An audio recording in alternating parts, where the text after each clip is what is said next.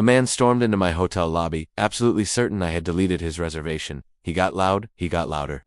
People in the lobby stopped pretending not to watch. He shoved his phone at me, confident his confirmation email would prove me wrong and humiliate me in front of an audience. I looked at the screen for 3 seconds. Then I turned it back around and let him read it himself. This is a short one, a quiet, perfect little story about a man, a phone, a lobby full of witnesses, and the single most efficient correction I've ever delivered without saying more than a few words. Hit that like button. Subscribe if you're new, and let me tell you about the day a hotel guest's own phone humbled him in front of an entire room. I worked the front desk at a small hotel, and if you've ever worked guest-facing hospitality, you know there's a particular category of dispute that comes up regularly, the reservation date argument. It happens for all kinds of reasons. Booking site errors, miscommunication, guests who genuinely misremember what they reserved. Most of the time it's resolved in under a minute with a little patience and a quick database search. This particular afternoon started differently. A man came through the front door, already upset, not building toward upset, already there. He told me, with complete certainty, that he had booked a room for that night, and he wanted to know why it wasn't showing up in our system. I asked for his name and started searching.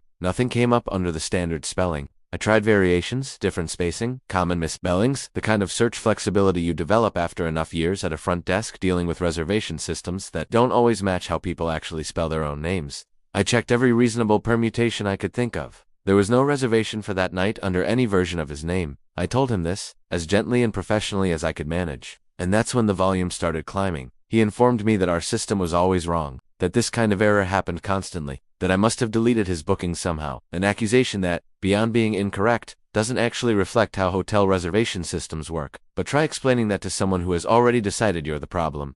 He kept getting louder. People in the lobby, guests checking in, guests waiting for elevators, guests doing nothing in particular except now watching this unfold, had stopped pretending not to notice. I stayed calm. I've learned, over enough shifts, that calm is the only useful response to an escalating guest, both because it's professionally correct, and because it tends to be the fastest way to actually resolve the situation. I asked if I could see his confirmation email. He rolled his eyes, the specific eye roll of someone who believes they are about to settle this once and for all. He pulled out his phone, found the email, and shoved the screen toward me with the energy of a man who expected this moment to be his vindication. I looked at it. It took about 3 seconds. The reservation was real. The hotel was correct. The room type matched what he was describing. The date was for the exact same night, exactly 1 month from now. He had booked the right room, at the right hotel, for the wrong month entirely, and walked in a full 30 days early, absolutely certain that the hotel had made the error. I turned the phone back around so he could read it himself. He looked at the screen. I watched the entire process happen on his face in real time. The confident expectation of vindication.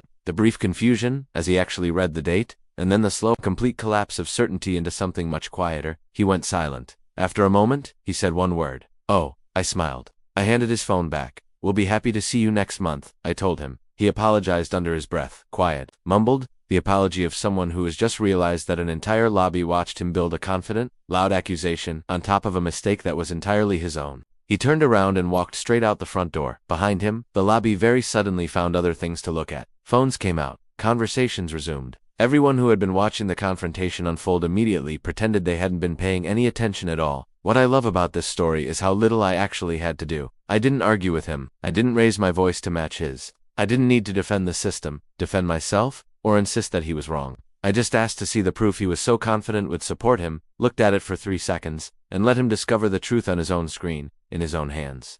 In his own time, the most effective correction I've ever delivered was almost entirely silent. There's a particular kind of grace in not needing to say "I told you so." He figured it out himself. The moment he actually looked at what he'd been holding the entire time, all I had to do was hand it back to him and let the moment land. Is to let the evidence do the talking and is to let the evidence do the talking. And just stand there calmly. And while it gets the ever-escapant, quietly boundless gainest, cowards quietness can't. While it is giving like it is it, Quanskin skinks bow its gick spinks spanks and spent spec spent skin skin skin sins and kankcent and accent and air in you and for pen and but pan and pan and circle and say and pass and pull us